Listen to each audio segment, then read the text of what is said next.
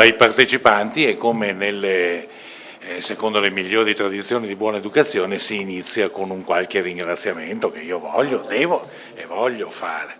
E allora ringrazio intanto Sandro Bondi, con cui ho ritrovato antiche intese, antichi sentimenti che sono una cosa importante.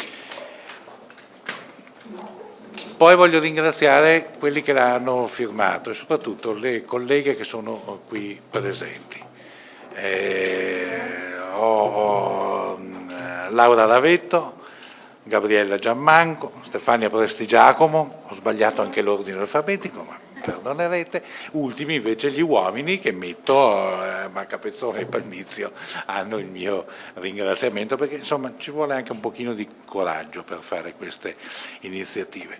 Lasciatemi ringraziare il Gay Center, in particolare Fabrizio Marrazzo, che ho seviziato e che è stato seviziato in questi tempi molto a lungo. Ringrazio anche una persona di cui non farò il nome, che è il mio consulente legale, un avvocato di Pisa, che deciderà lui un giorno se dire che ha collaborato o se invece continuare a stare zitto. Ringrazio in particolare, questo ci va davvero fino in fondo, la mia assistente portavoce e quant'altro, Francesca Chiocchetti, che ha fatto tutto, oltre a stendere materialmente il testo e la relazione, ha proprio fatto tutto, insomma, ecco, quindi le va dato atto. 4 dati per inquadrare quello che si pretende. Intanto io ho ringraziato chi ha firmato, ringrazierò anche chi firmerà. E ringrazio anche chi firmerà degli altri partiti. Ecco, io ci tengo a dire che non è una proposta chiusa, non è una... Secondo, ho cercato di fare qualcosa che fosse realizzabile. Ho barato il sodo applicando quel poco di intelligenza e anche un po' di esperienza che viene da lunghe pratiche passate. Allora, dico su questa proposta, che vedrete articolata negli articoli, l'avrete in mano, la potete criticare, non interferisce con la disciplina delle unioni regolate dal Codice Civile, cioè dal matrimonio. È un diritto che si aggiunge ed è un diritto riservato alle persone dello stesso sesso, alle coppie omosessuali. E la prima domanda che feci a Francesca quando mi disse questa cosa, dico, ma perché gli altri no? Perché gli altri hanno il matrimonio, si sposano. Ecco. Seconda cosa, è una nuova figura giuridica, che adesso assomiglia molto al matrimonio, insomma la leggerete, ma non è un matrimonio. E difatti la disciplina, tutta la disciplina negli articoli aggiunge le parole, per esempio l'articolo 13 è quello che prevede le modifiche al Codice Civile, articolo 407, dopo le parole del coniuge sono inserite le seguenti: della persona legata, virgolette, della persona legata da unione omoaffettiva. È qualcosa che si aggiunge. Questo anche per tener conto, non essendoci la parola matrimonio, ma aggiungendosi un diritto di famiglia, delle sensibilità del fatto che l'Italia è un paese concordatario, con tutte le conseguenze, buone, negative, che uno può trovarci. Viene quindi per colmare una lacuna che c'è nel nostro ordinamento e che la Corte Costituzionale stessa ha ribadito con chiarezza assoluta, che numerosissime disposizioni europee, che noi che evochiamo l'Europa solo quando ci conviene o quando lo riteniamo opportuno, numerosissime disposizioni europee mettono a carico dell'Italia. L'Italia non ha mai adempiuto, quindi copre una lacuna fatta di sentimenti, anzi del più bello dei sentimenti che lega gli uomini. Perché l'ho fatta, infine? Perché cosa ci devo fare? Io sono un liberale, l'ho sempre pensata così. Quindi e ho sempre pensato anche che questo dovesse essere non una cosa di partito, di schieramento, altrimenti non si va lontano, dovesse essere una cosa affidata alle coscienze individuali. Ecco perché all'inizio ho anche chiesto che ci sia qualche altra firma che farebbe piacere. Aggiungo che mi sembra anche abbastanza furba perché qualcuno potrebbe dire, io lo so, la posizione anche che ci ha separati se vuoi, uno dice, ma perché no matrimonio? Scrivilo.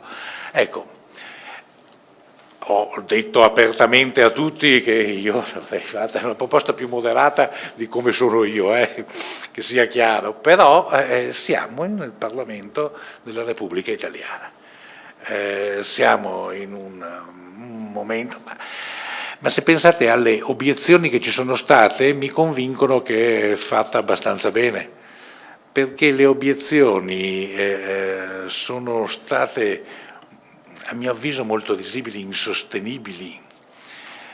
Le obiezioni fatte sono essenzialmente non è sostenibile dal punto di vista economico, ma stiamo scherzando. Un diritto non è sostenibile dal punto di vista economico. Si nega un diritto perché non ci sono i soldi, ma allora diciamolo apertamente, non ci sono soldi per l'assistenza sanitaria, viene tolta. Ma dico, ma siamo matti, cioè non può essere così debole la...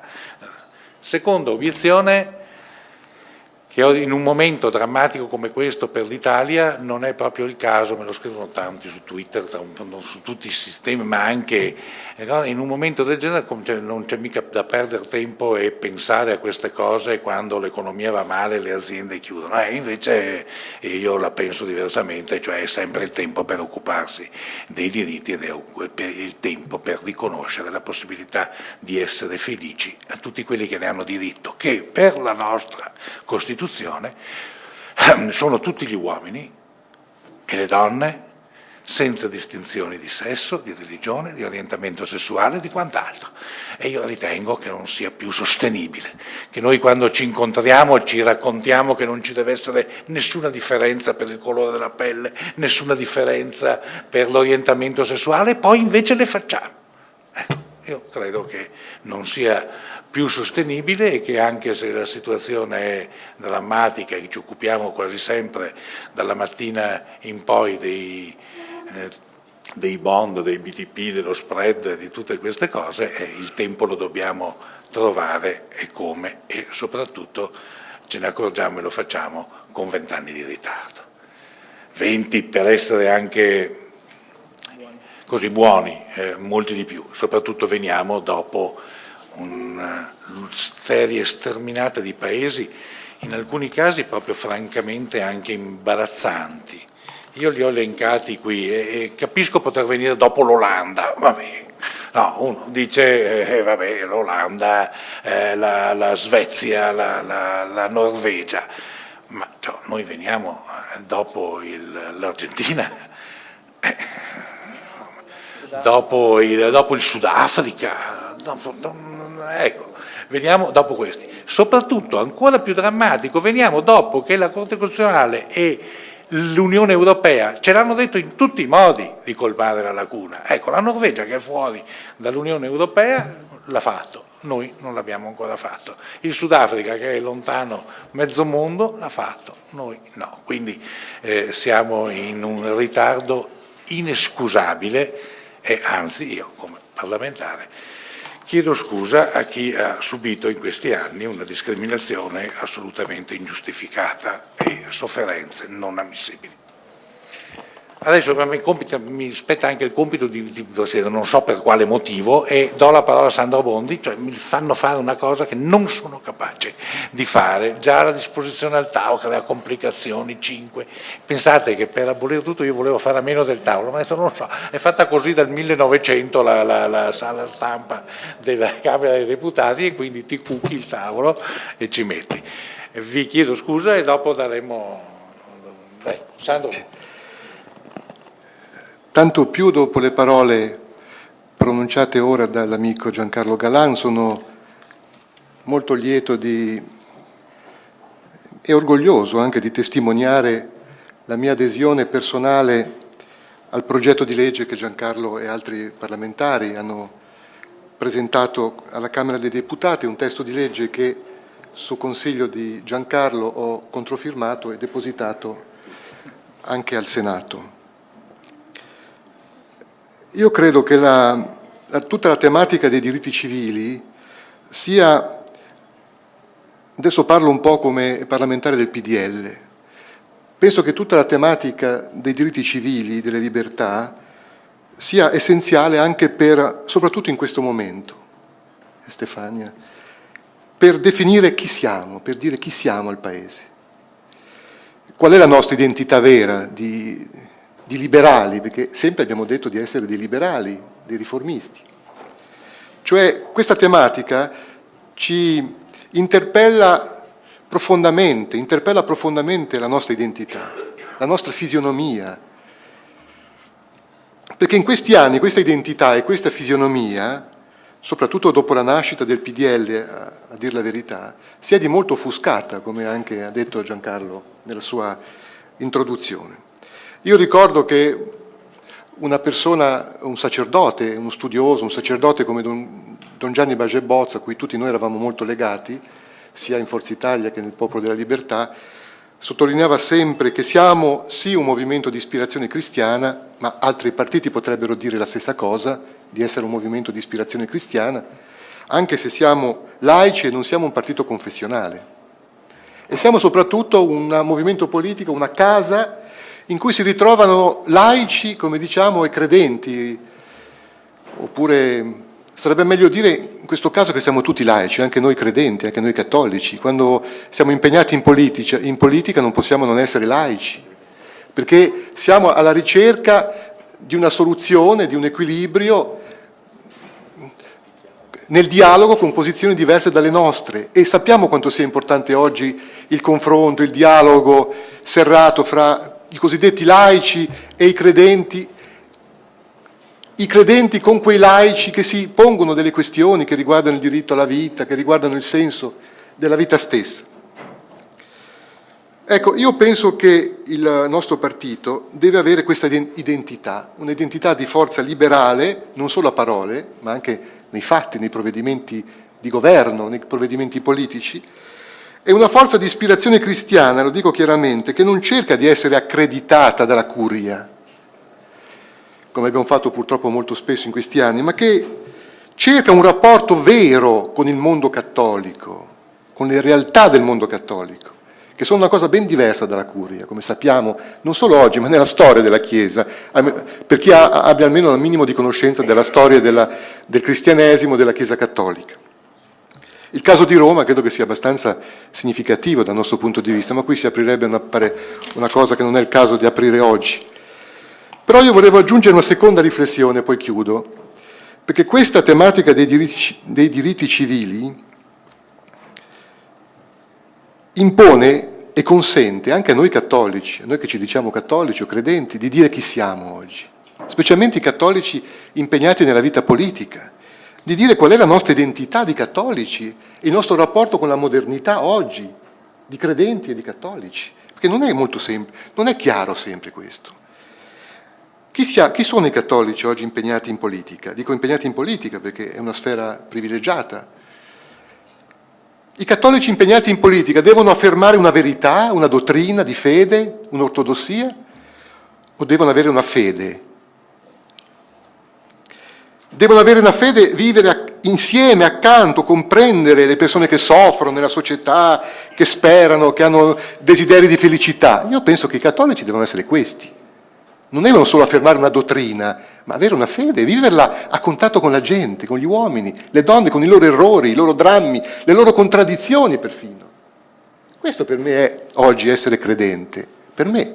Ma credo che non sia soltanto una mia testimonianza personale, credo che sia la testimonianza in Italia di milioni di credenti e di cattolici. Per questo io ho detto, e lo ripeto oggi, che non capisco perché i cattolici oggi dovrebbero essere contro le unioni civili. Cioè io non vedo una sola ragione per cui i cattolici per sé dovrebbero essere contro le unioni civili, cioè contro il riconoscimento di alcuni diritti civili alle coppie stabili di persone omosessuali. Perché? Io non trovo una ragione per cui i cattolici debbano essere contro. Semmai i cattolici dovrebbero essere a favore di questa tematica. Questo è il mio punto di vista.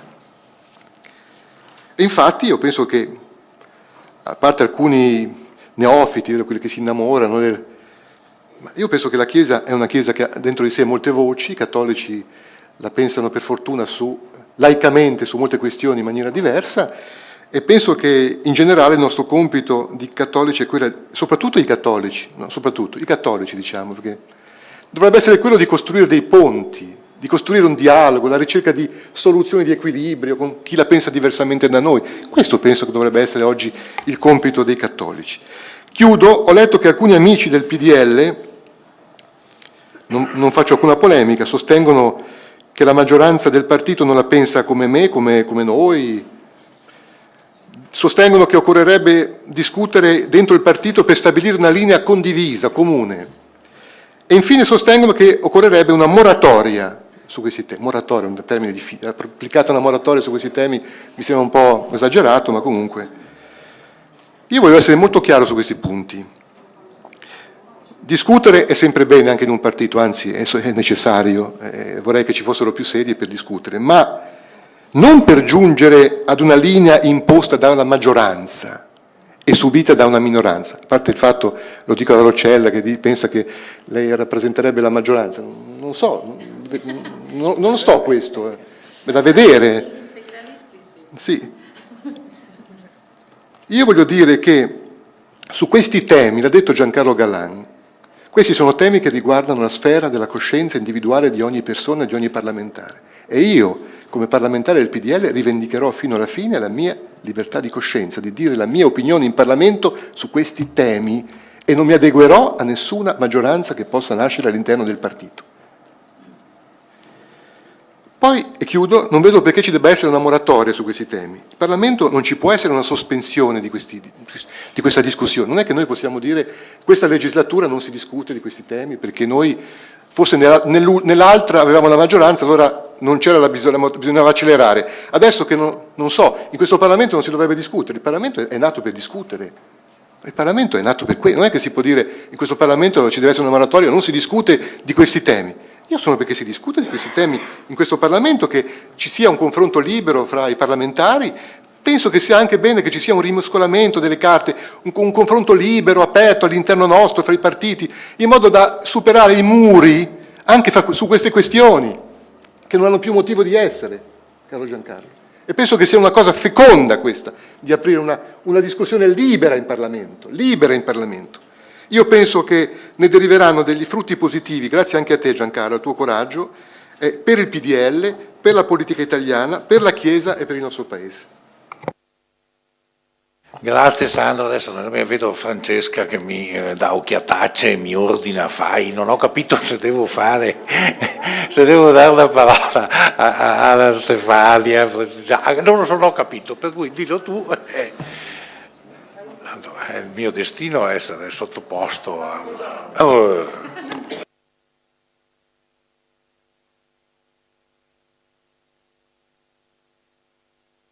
Buonasera, desidero anch'io ringraziarvi per la presenza e desidero soprattutto ringraziare i miei colleghi e le mie colleghe, ma in particolare Sandro Bondi, che per primo ha aperto con un intervento sulla Stampa un dibattito all'interno del nostro partito su questi temi. Ringrazio ancora Giancarlo Galan per avere tempestivamente raccolto questa sfida, componendo un disegno di legge che quasi al buio io ho deciso di sottoscrivere, perché avverto che oggi ci sono delle condizioni particolari in Parlamento, lo dico rivolgendomi anche alla collega Concia, no, con la quale abbiamo condiviso la passata legislatura. Questo Parlamento è un Parlamento molto più giovane e probabilmente i tanti giovani in Parlamento hanno meno ruggini culturali e anche meno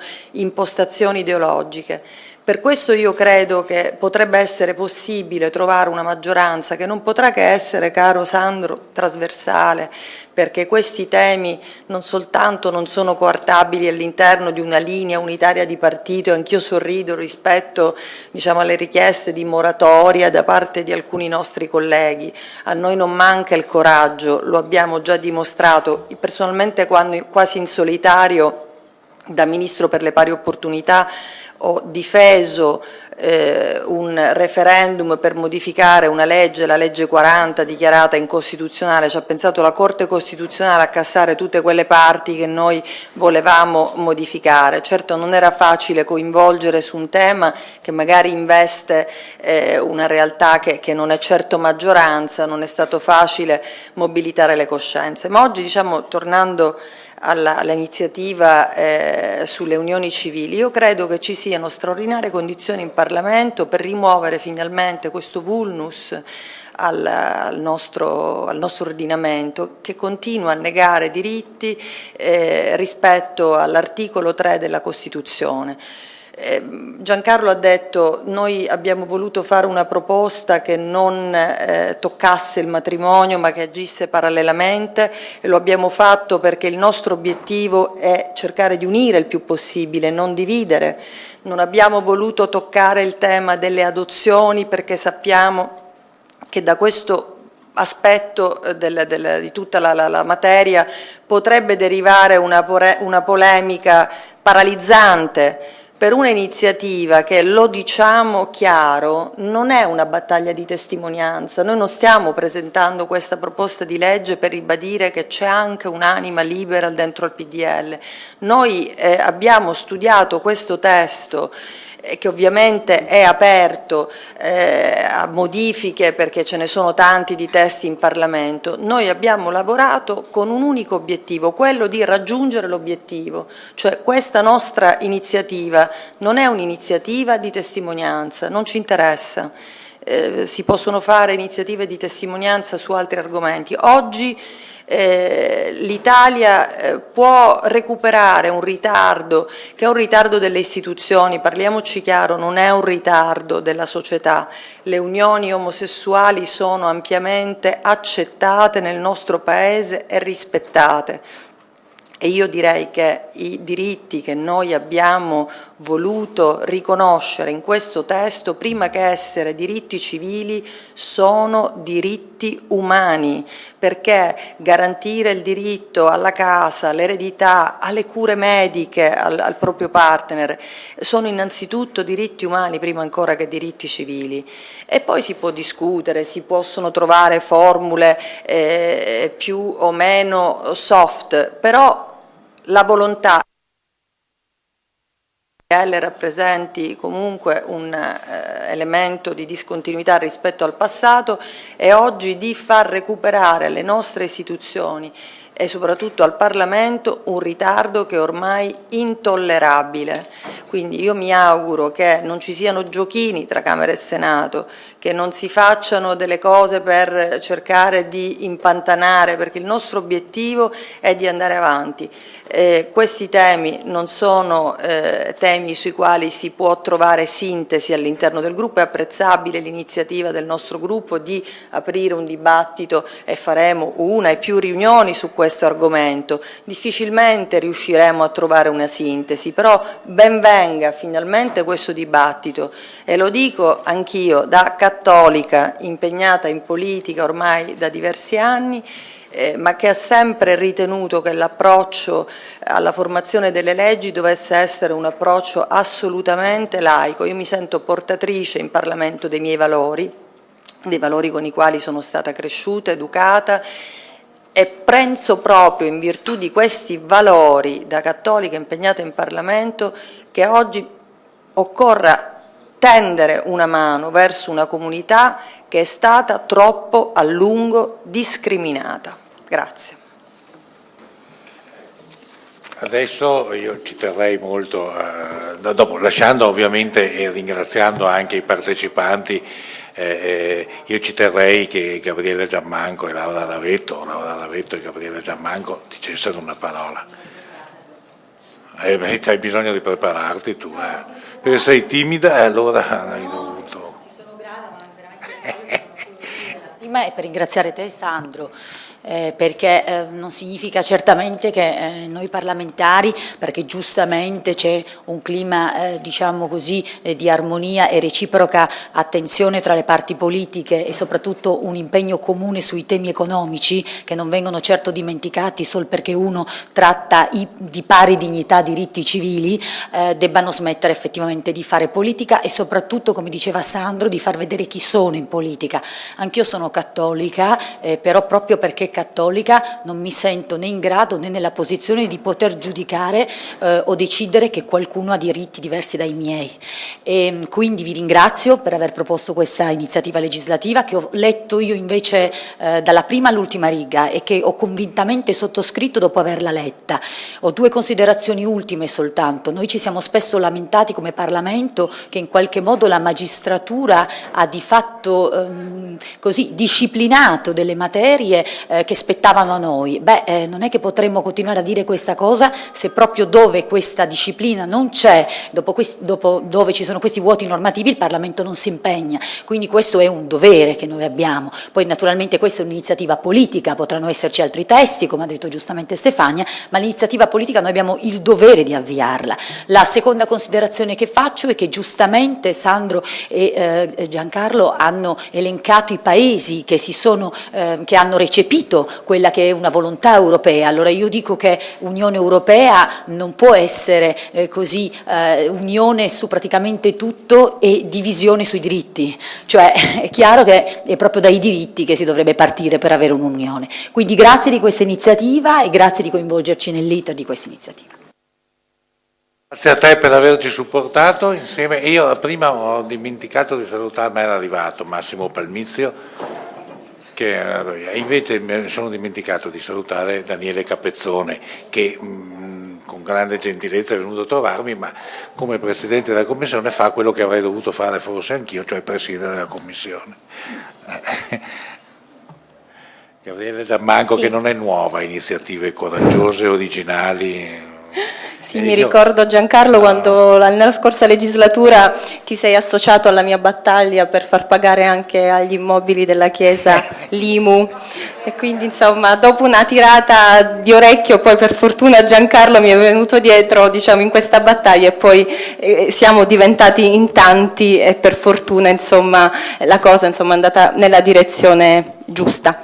Io appunto ringrazio Giancarlo Galan, ringrazio Sandro Bondi, ringrazio tutti i giornalisti qui presenti per l'attenzione riposta anche su questo argomento e quindi non solo appunto ai temi economici perché appunto oggi si parla di diritti civili, di diritti umani e quindi è giusto che appunto si faccia una riflessione attenta anche su questi argomenti che non debbono essere appunto trascurati in alcun modo. Anch'io ho sottoscritto la proposta di legge dopo averla letta attentamente, quindi anch'io ho condiviso punto per punto questa proposta di legge perché credo che quando si parli di diritti non ci siano mezze misure o mezzi termini, cioè o ci sono o non ci sono.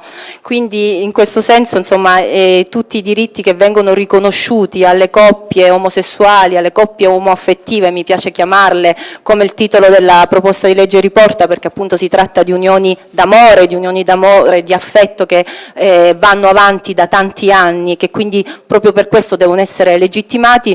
Mi piace appunto pensare che gli stessi diritti che si riconoscono a una coppia eterosessuale siano riconosciuti anche a una coppia appunto composta da persone dello stesso sesso, ecco, né più né meno, senza differenze, perché appunto siamo tutti uguali a prescindere dal fattore appunto sessuale di genere.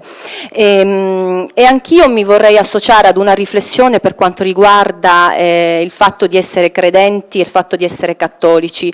Io credo che nello spirito cristiano risieda proprio la solidarietà, la giustizia sociale, lo spirito di uguaglianza, quindi proprio in virtù dello spirito cristiano che ci dovrebbe accomunare, io credo che appunto dovremmo portare avanti questa battaglia, a maggior ragione come diceva il senatore Sandro Bondi. Quindi insomma io mi auguro che si possa davvero arrivare dalla proposta di legge a fatti concreti in aula, che davvero si possa aprire un dibattito senza tabù e senza pregiudizi e che davvero si possa portare a casa un risultato concreto per dare una risposta a tante persone che davvero da tempo l'attendono. Grazie. Grazie Gabriella. Adesso, io lo sapevo che sbagliavo qualcosa, ma non ho ringraziato altri parlamentari che sono presenti, perché ne dimentico sicuramente qualcun altro, però almeno perdonatemi, anche se non sei più deputata, perché come dice lei con cattiveria gli abruzzesi hanno eletto, hanno eletto un altro, chi è? Hanno eletto Razzi e hanno lasciato a casa lei. Io la saluto con l'affetto, Anna Paola Concia, mi saluto. E poi un mio concittadino che saluto, che è Alessandro Zan, l'onorevole Alessandro Zan, che è lì presente. Dopo non dimentico qualcuno di sicuro. Ecco, visto. Ma io come Presidente mi fate fare delle robe che non sono capace di fare, cosa devo dire? Adesso invece faccio una roba giusta, questa la so, e do la parola a Fabrizio Marrazzo, che è il portavoce del Gay Center, che c'è la parte più tecnica, anche perché è stato per davvero quello che si è confrontato ore e ore, non con me, che sennò sembra che abbia lavorato con la Francesca naturalmente. Grazie intanto, questo è un ringraziamento vero. Grazie a voi per l'opportunità e per aver chiesto suggerimento a chi poi sul campo lavora. E ovviamente una premessa: noi come associazione, ma come in realtà la maggior parte del movimento, pensiamo che la via per il riconoscimento dei pari diritti sia quella del matrimonio, perché ovviamente avendo uno stesso istituto e avendo gli stessi diritti c'è il pieno riconoscimento, però apprezziamo questa proposta e questo sforzo che è stato fatto dal centrodestra, dove dobbiamo riconoscere che nel momento in cui questa proposta era in elaborazione c'erano anche molti candidati alle comunali di vari partiti, tra cui anche alcuni del centrodestra, in cui utilizzavano all'interno del comune la negazione dei diritti, la negazione dei registri per le unioni civili per cercare consenso. Questo fortunatamente in molti casi ha dimostrato che andare contro determinati diritti non porta consenso, ma forse lo fa perdere, anche perché non lo diciamo noi, ma lo dice l'Istat, che oltre il 60% degli italiani è favorevole alle unioni civili, mentre da una ricerca che abbiamo fatto noi a livello europeo abbiamo rilevato che in Italia oltre l'80% dei giovani è favorevole alle unioni civili, quindi diciamo che su questo tema c'è un ampio consenso a livello nazionale e quindi questo è un tema su quale si deve lavorare seriamente nel rispetto dei diritti delle persone, e che lavorarne contro non solo non è corretto, ma poi non porta neanche risultati, e su questo parlano poi i fatti. E l'altro impegno che ci sembra interessante è anche il fatto che la proposta è stata presentata in bozza e c'è anche la volontà di raccogliere un consenso che sia ovviamente trasversale e che quindi possa arrivare ad un senso di concretezza. Noi come associazione gestiamo un numero verde, che è quello di Helpline, e ogni anno abbiamo circa 20.000 contatti e dobbiamo gestire una serie di problematiche che le persone ci sottopongono, che sono moltissime, tra quella della reversibilità della pensione, che io voglio citare per prima perché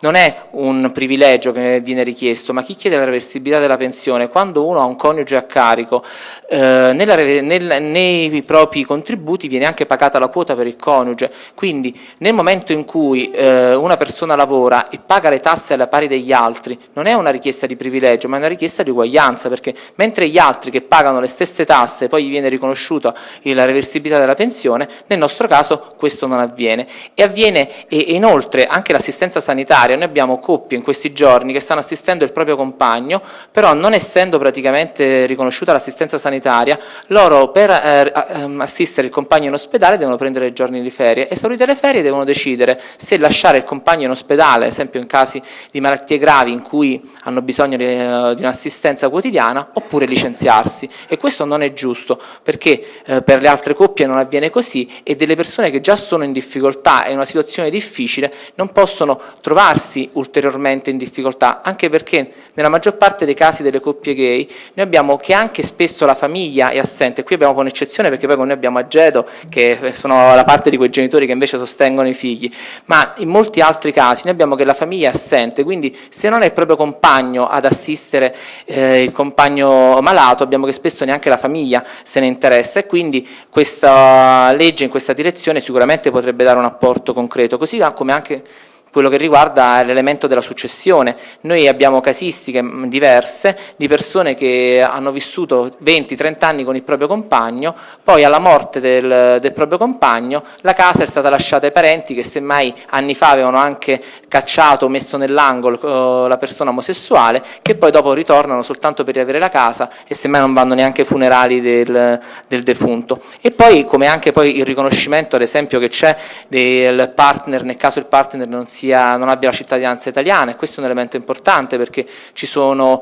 coppie che non sono riconosciute in Italia e che non possono continuare la loro relazione in Italia perché semmai il partner non ha la cittadinanza italiana, e così come anche l'assistenza nei carceri, nei casi di detenzione, in quanto oggi il partner omosessuale non può andare a trovare il proprio compagno in carcere a meno che non ci sia poi una volontà da parte del direttore o di altre cose, quindi anche nei casi più difficili che sono casi di marginalità, questa è una legge che va in questa direzione a colmare dei vuoti giuridici e supportare la vita quotidiana delle persone, quindi alle obiezioni che vi vengono colte, e ringraziamo l'onorevole Bondi che salutiamo. Arrivederci. Sì, so che in Parlamento c'è una votazione. Infatti so che anche Sergio Lo Giudice del PD e Airola di 5 Stelle erano interessati a partecipare alla conferenza stampa, però non sono potuti venire perché c'era una votazione in Senato, quindi insomma capiamo anche le esigenze dell'onorevole Bondi. E quindi su questi temi è importante che si cerchi di trovare una soluzione che, come diceva anche la Prestigiacomo, come anche nelle intenzioni dell'autore della legge e quindi dell'onorevole Galan, di trovare una convergenza reale che quindi sia trasversale. Però la riflessione che ci deve essere è anche quella sulle adozioni, che poi su questo elemento ci dovrà cadere comunque il tabù della genitorialità gay, che comunque il Parlamento se ne dovrà fare carico, si spera, al più presto. E inoltre insomma io volevo anche ringraziare coloro che hanno partecipato qui, sia delle associazioni che dei movimenti, in particolare il presidente nazionale di Arcigay che è qui presente, che è Flavio Romani, Aurelio Mancuso, presidente nazionale dei Quality, Massimo Galdi per il Movimento 5 Stelle e poi Agedo che è qui a mio fianco, che poi interverrà anche con Gay Lib. E concludo insomma dando una piccola notizia, che è quella che come associazione abbiamo deciso di dare la tessera onoraria all'onorevole Bondi, perché noi conosciamo le sue posizioni. Onorevole Galan, ho sbagliato. Onorevole Galan, ho sbagliato. Volevo dire all'onorevole Galan, ho sbagliato. Gangia ce l'aveva da 2 anni, no. Volevo dare la tessera onoraria all'onorevole Galan, ho fatto una gaffa. E appunto per il lavoro che ha svolto, e a Bondi lo valuteremo sul campo, diciamo Galan l'abbiamo valutato questi anni sul campo e quindi non è un'azione che lui ha fatto solo da oggi, ma noi sin dal Pride del 2011 facemmo dichiarazioni e Galan ci ha messo il suo impegno, ha cercato di fare determinate azioni e ha mantenuto, diciamo, la sua promessa, lavorando nella direzione di portare diritti concreti che io spero andranno in porto. Ovviamente anche agli altri, come l'onorevole Boni e gli altri onorevoli che sono poi firmatari, se la proposta andrà in porto e quindi ci sarà un lavoro realmente collettivo, poi da parte dell'associazione non ci saranno problemi anche a onorarle in tal senso, e quindi questa verrà consegnata nei prossimi giorni. E ringrazio ancora l'onorevole Galan per l'impegno e spero che questo progetto ci troverà tra pochi mesi a festeggiare la risoluzione di un progetto che dovrà passare, spero, alla Camera al più presto, perché dovrà essere valutato dalla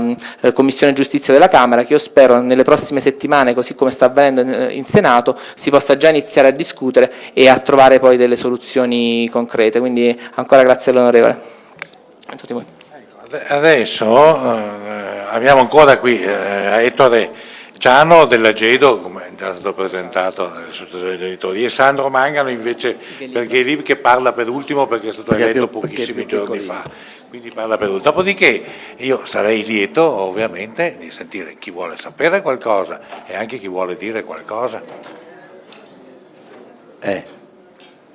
Allora, buonasera a tutti quanti. Io mi chiamo Ettore Ciano e sono il responsabile legale della Gedo Roma. La Gedo, alcuni di voi la conoscono come associazione, è un'associazione di genitori di persone omosessuali che ha lo scopo di stare vicino ai genitori che accettano con difficoltà i propri figli omosessuali, cioè si trovano di fronte a una società, è stato messo bene in evidenza. Io a dire la verità sono arrivato qua, mi sono trovato scavalcato in tutto quello che volevo dire da quello che è stato detto dall'onorevole Galan, dall'onorevole Bondi, dalla Prestigiacomo, cioè praticamente siamo tra amici, abituati come eravamo ad avere solo persone, attenzione, fatemelo dire insomma, perché credo che sia bene che ci parliamo chiaro. Sono stati delineati 20 anni di indifferenza. Mio figlio e mia figlia hanno fatto coming out 20 anni fa ed erano disperati i ragazzi, chiaramente, vista la nostra reazione non tanto brillante, non è che siamo saltati per aria di gioia eccetera, ce l'hanno detto tutte e due assieme, siamo rimasti piuttosto, la mamma piangeva, io con aria burbera, insomma, dice qua non si può fare, però la questione, io dissi, da padre di famiglia, il capotribù della situazione, dissi non vi preoccupate, vedrete che la nostra Italia è una nazione civile, vedrete che le farà, che vi sistemerete, avrete la possibilità di vivere, eccetera. Tra l'altro qualcuno aveva già portato episodi di intolleranza a scuola e per 20 anni in realtà abbiamo continuato a dire ai nostri figli non vi preoccupate, anche quando poi mia figlia se ne è voluta andare in Francia, ha detto bah qua io non ci posso vivere perché con la mia compagna non posso fare niente, se n'è andata in Francia, c'è rimasta, si piglia la cittadinanza francese, arrivederci e grazie. Non ho potuto, onorevole Galan, per cortesia, io la ringrazio per questa operazione perché per noi tutto questo periodo, da 20 anni a questa parte, cioè da quando io poi sono riuscito a trovare la Gedo, a entrarci in contatto e liberarmi di una serie di paraocchi, diciamo, di quelli che era la situazione culturale, ebbene, arrivati in tutti questi 20 anni è stata una specie di saliscendi, di montagne russe, cioè dei momenti speravamo, ecco, questa volta viene Prodi, sistema la questione perché la sinistra è più aperta, non funzionava, i dico, non si dice più.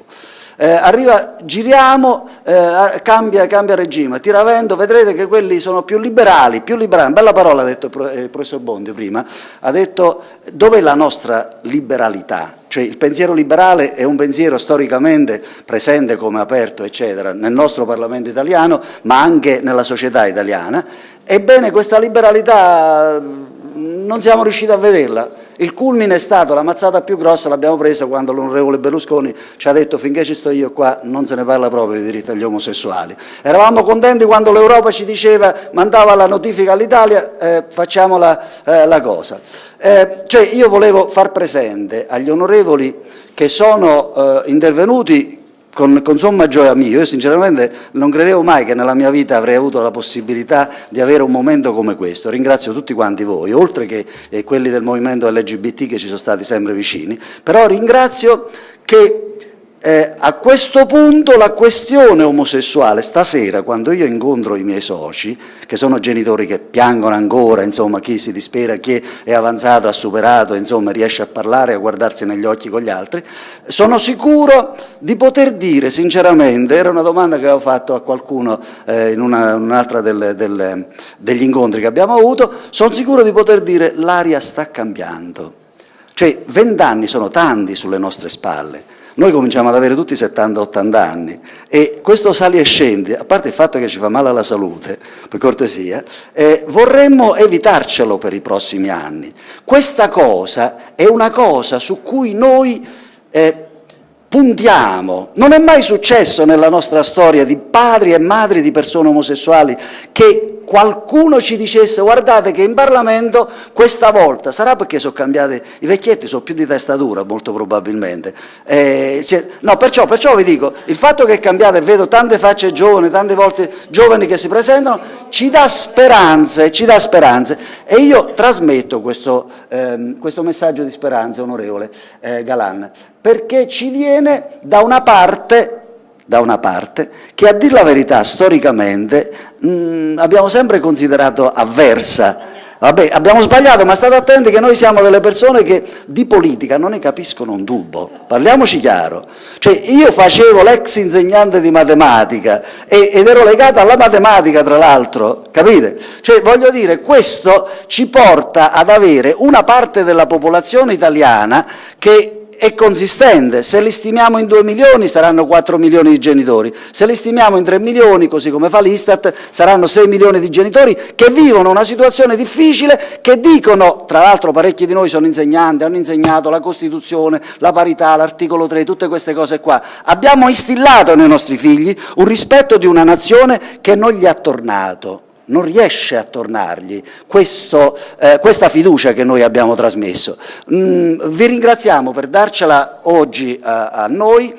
Galan di nome e di fatto, dicono dal paese mio, metti il nome che saranno fatti i patti, Galan uomo, Galan galantuomo, quindi fidiamo su questa sua iniziativa, come credo che ringrazieremo, l'ha detto Fabrizio, ringrazieremo abbondantemente tutti quanti vorranno farsi carico di una questione che l'Italia non può tollerare più, ma non perché ce lo devono dire gli altri, perché dovremmo avere il coraggio di guardare in faccia i nostri figli, tutti i nostri figli.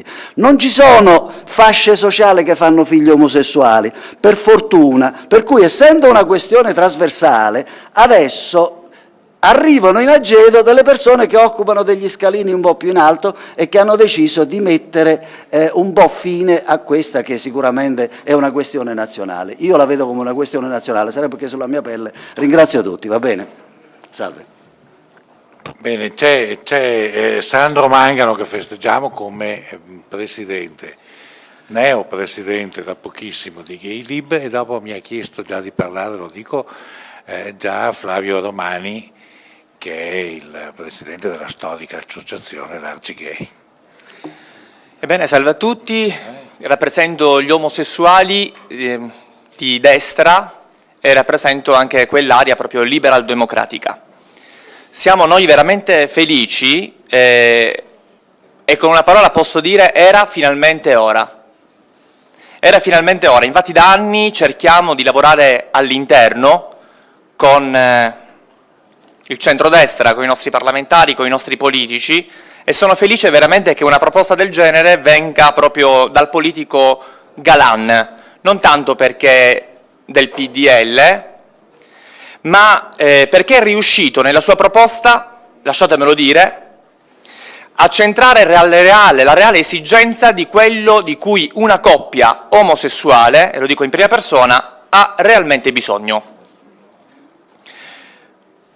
Sono felice, devo dirlo anche a nome di tutti coloro che rappresento, che non si usi la parola matrimonio, essendo che rappresentiamo anche quella linea, soprattutto con la mia presidenza anche cattolica, proprio perché la parola matrimonio è molto incentrata in una cultura italiana, dove la mater colei che genera, no? E quindi giustamente anche il mondo cattolico la sente sua. E quindi, dato che noi parliamo oggi qui di un diritto civile, o come diceva la Presi Giacomo, anche di un diritto umano, ci piace la parola unioni omoaffettive. Siamo felici come Gay Lib, come omosessuali di centrodestra, liberal democratici, che per il momento non si parli in questa proposta di adozioni. Lo dico perché molti non conoscono che all'interno proprio del movimento LGBT, gay, lesbiche e trans, ci sia proprio anche questa idea. Non tanto perché due omosessuali non sono in grado di poter crescere una prole. Personalmente ho avuto anche un bambino in affido da parte del Tribunale dei minori di Catania, ma perché l'Italia non è pronta. Non è pronta, legata al diritto e del bene del bambino ad avere una famiglia e non quella di una famiglia ad avere un bambino. Quindi se realmente abbiamo a cuore la felicità del bambino, e nel momento in cui attuale, in cui ancora l'omosessuale è discriminato, penso alle violenze quotidiane che succedono ancora nella mia terra in Sicilia, dico benissimo, fantastica la proposta di Galan, perché non è il momento di parlarne.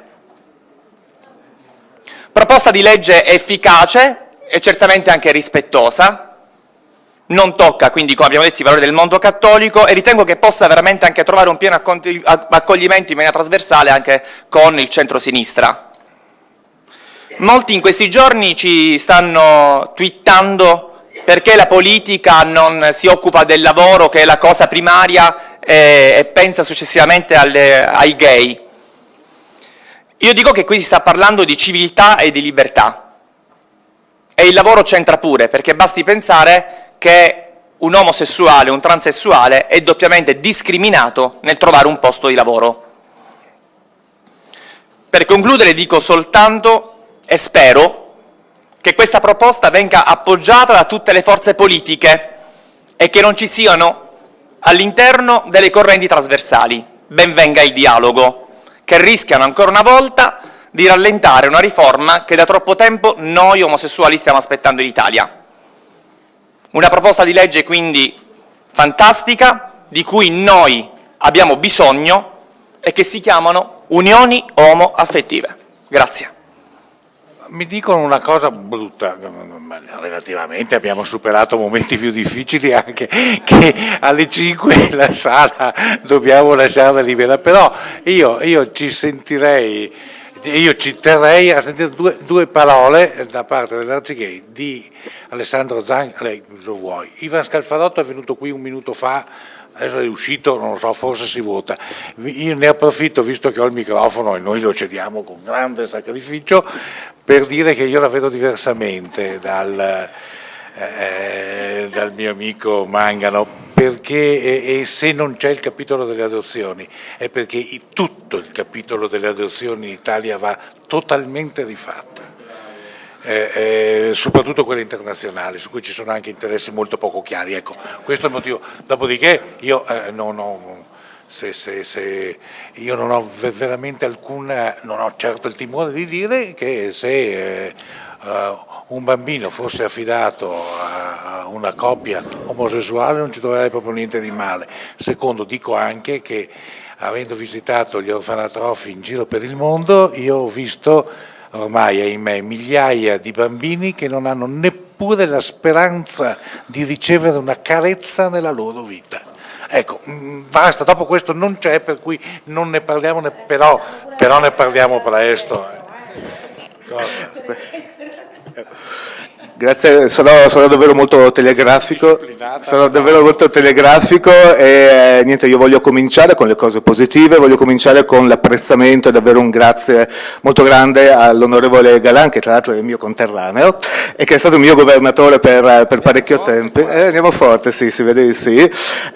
Grazie all'onorevole Galan per questo passo davvero importante, per questa legge che ho avuto modo di avere solo adesso, ma che già un primo sguardo sembra comunque molto completa e molto articolata e dettagliata, però sulla legge, come dire, sulla legge in sé, vabbè, insomma, dobbiamo leggerla per bene, vedere tutti i risvolti.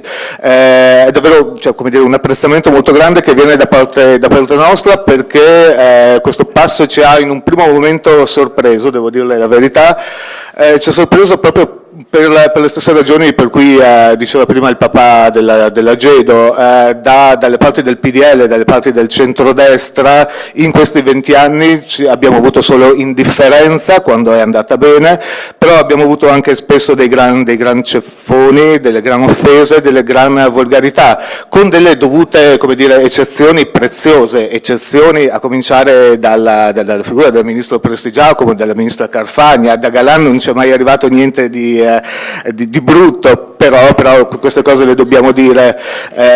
Esatto, sì, no, certo, ci sono delle preziose eccezioni, però, come dire, le sbelle sono state tante e non le possiamo purtroppo dimenticare.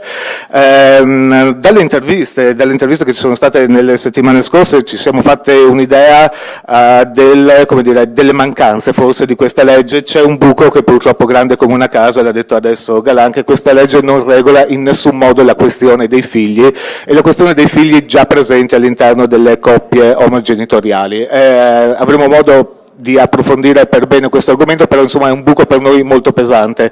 L'altra cosa che però mi lasci dire, Galan e anche Mangano, è davvero come dire, insopportabile, è l'aggettivo omoaffettivo, che è davvero un neologismo incredibilmente, come dire, indigeribile, e va bene così.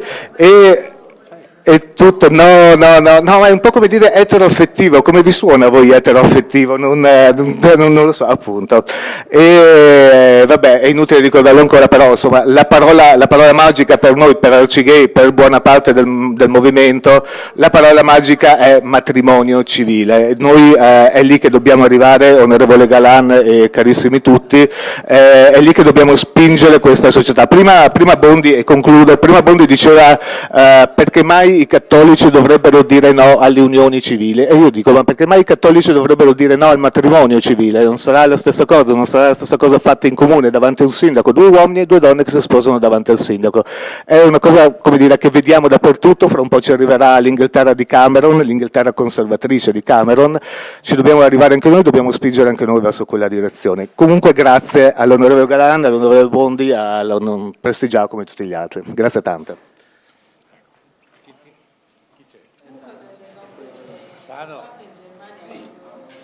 No, io dico che mi sarebbe piaciuto essere come D'Annunzio e inventare un neologismo bellissimo. Ma quello non l'ho messo perché altrimenti veniva fuori.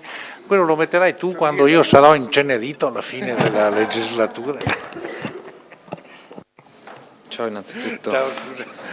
Ma brevemente saluto gli amici Galan, siamo appunto della stessa città, e tutti coloro che hanno sottoscritto, anche che sono intervenuti, deputati del centrodestra.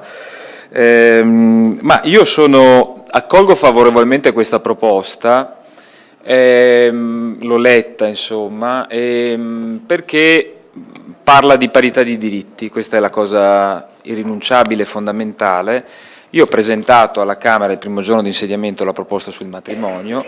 Sono 2 punti di vista, diciamo, che arrivano alla esigibilità degli stessi diritti, però da 2 partenze diverse. Io penso che questo sia un bene nel nostro Parlamento, sia bene che Galan, Prestigiacomo e altri abbiano aperto anche un fronte dentro il centrodestra, ma anche dentro una parte del mondo cattolico che copre anche il centrosinistra. Non dimentichiamo, e su questo ovviamente facciamo autocritica, l'esperienza negativa dei Dico, che erano partiti come un disegno di legge del governo, che poi via via, con la logica di quel fenomeno che si chiama moderatismo, sono stati diluiti sempre di più fino a non far rimanere nulla. E questo appunto dimostra come questa sia una materia del Parlamento, che deve essere in capo al Parlamento, come è accaduto per le grandi conquiste civili che hanno visto l'Italia invece avanzare negli anni 70-80 e che invece subito dopo hanno visto improvvisamente lo stesso Paese arretrare. Per cui io penso che sia importante questo passaggio. Noi ovviamente sosteniamo il matrimonio perché pensiamo che il matrimonio sia un istituto giuridico civile, 2 persone che di fronte a un pubblico ufficiale, ma mi pare che anche questa sia la formula di questo progetto di legge, si presentano e dichiarano di adempiere a dei doveri in cambio del riconoscimento di diritti. Dunque questo è un fatto civile, non è un fatto religioso, ma al di là di questo l'importante è che nella discussione, io spero che questo parta subito, adesso mi pare che sia incardinato al Senato, noi avremmo voluto, io e Giancarlo, non è detto, però da quello che ho capito io è abbastanza, stiamo lavorando, però perché alla Camera secondo me c'è un terreno più favorevole, ecco, diciamolo chiaramente, ecco, per cui io spererei che partisse invece dalla Camera e che le proposte di legge che sono presenti, matrimonio, questa ed altre, si confrontassero e cominciassimo l'iter parlamentare. L'importante è che si faccia e che finalmente questo Paese si doti di una legge che tuteli le coppie omosessuali, però con un vincolo dal mio punto di vista, che è presente anche per fortuna, se no non sarei venuto a questa conferenza stampa, che è quella della parità dei diritti. Non si può mediare, si può mediare su tutto, non si può mediare sulla parità dei diritti. La Costituzione dice che tutti i cittadini sono uguali di fronte alla legge, per cui o questo vale per tutti o non vale per nessuno, per cui io accolgo, diciamo, personalmente positivamente questa iniziativa. Grazie. Grazie, va, volta a fare quello che devi fare. Adesso noi chiudiamo con Aurelio Mancuso di Equality. Velocissimo per dire che dal 1987 a oggi ho letto e a volte scritto molte delle leggi che poi sono state presentate, 87, e molte avevano tanti nomi, persino unioni domestiche. C'è stato a un certo punto che era una proposta di Nilde Iotti, ok? Per cui non mi formalizzo no, infatti, ti ho appena detto appunto che le formule erano diverse. La questione è la sostanza, e la sostanza di questa proposta di legge che mi piace sono in verità due. La prima è la premessa, dove non c'è nessun no. È una cosa, voglio dire, che è molto importante, perché non ci sono negazioni di diritti, ma c'è la proposizione di una volontà di costruire una legislazione di tipo paritario. La seconda cosa è che questa legge nell'articolato è essenzialmente tutto ciò che prevede il matrimonio, meno le adozioni, e questa è una differenza, io voglio che l'onorevole la capisca bene. La questione dei diritti delle coppie omosessuali, dei figli all'interno delle coppie omosessuali sono una cosa diversa dalle adozioni. Questa cosa qui si può trattare anche con una legge a parte. Alcune proposte di legge depositate sia alla Camera che al Senato invece la prevedono già incardinata, per esempio nella proposta del matrimonio. Però è molto importante, chiudo su questo, che tutti i legislatori siano guidati dai problemi concreti. Il tema della presenza dei figli all'interno delle coppie omosessuali è un tema concreto, sono circa 100.000, non lo dice Aurelio Mancuso, lo dice l'Istat, lo dice l'Istituto Superiore di Sanità, quindi è un tema concreto, hanno meno diritti dei bambini, degli altri bambini. Per cui ecco, io spero che ci sia una discussione finalmente, come l'avete detto voi, non ideologica sui fatti. E questa legge, anch'io voglio il matrimonio naturalmente, sappiatelo, però questa legge va verso questa strada. Grazie. Lo so però io quella no. Lo so che lo sai, per questo che... mi smentisco, no, Ivan Scalfarotto che è andato, è tornato, ha votato, non so cosa abbia fatto. Adesso però è qua, pensava che si votasse ed è andato via. Ha visto che non si votava è tornato. Ecco. No, io soltanto per augurarvi buon lavoro e dare il benvenuto a questa proposta di legge, che trovo sia una bella proposta di legge di destra. Cioè è giusto che in questo Paese ci siano delle proposte di legge sui diritti di destra e di sinistra. Io trovo che sia un grande contributo perché aiuta ad aprire un dibattito che in altri Paesi è al centro della scena politica. Pensate a di che cosa si discute in Francia, di che cosa si discute in Gran Bretagna in questo momento. Negli Stati Uniti pende la sentenza della Corte Suprema, il Presidente degli Stati Uniti ha preso una posizione, quindi il tema delle persone omosessuali è un tema politico di primaria importanza in tutto il mondo. Non può esserlo in Italia fin tanto che la destra non ne diventa protagonista, e quindi il fatto che questa legge ci sia mi sembra un'ottima cosa perché ci dà la possibilità di discuterne e quindi di confrontare idee da destra e da sinistra su questo tema. Io, come molte altre delle persone che hanno parlato prima, penso che noi dobbiamo sempre giustificare perché non assicuriamo l'uguaglianza. Cioè a me davanti a questa legge mi viene da dire: perché io non devo chiamarmi unione omoaffettiva, e perché non posso avere dei bambini, e perché no? E quindi diciamo sono dell'opinione che il matrimonio sia la soluzione giusta e che sia l'unica soluzione, anche perché il tempo passa, il mondo evolve e altri paesi vanno in quella direzione. Però ripeto, io do veramente il benvenuto a questa legge, do il benvenuto a una destra che si dimostra moderna, aperta, veramente liberale, anzi paradossalmente io che propugno il matrimonio forse sono più conservatore, visto che mi rifaccio a un istituto più antico, però questo significa cominciare a discutere davvero nel merito delle questioni una cosa che pende sul Paese, un grande non detto che grazie a Galan, Ravetti, Capetto, Bondi, Carfagna, gli altri, Capezzone e gli altri firmatari, diciamo, io penso che sia un grande contributo alla civiltà di questo Paese. Per questo vi ringrazio e spero di poter litigare nell'aula di Montecitorio stabilendo se l'unione omoaffettiva o il matrimonio, ma uscendo finalmente con dei diritti. Buon lavoro. Ti ringrazio, devo dire che sei andato bene, se no ti avevo già organizzato una cena con la Roccella, tu e lei.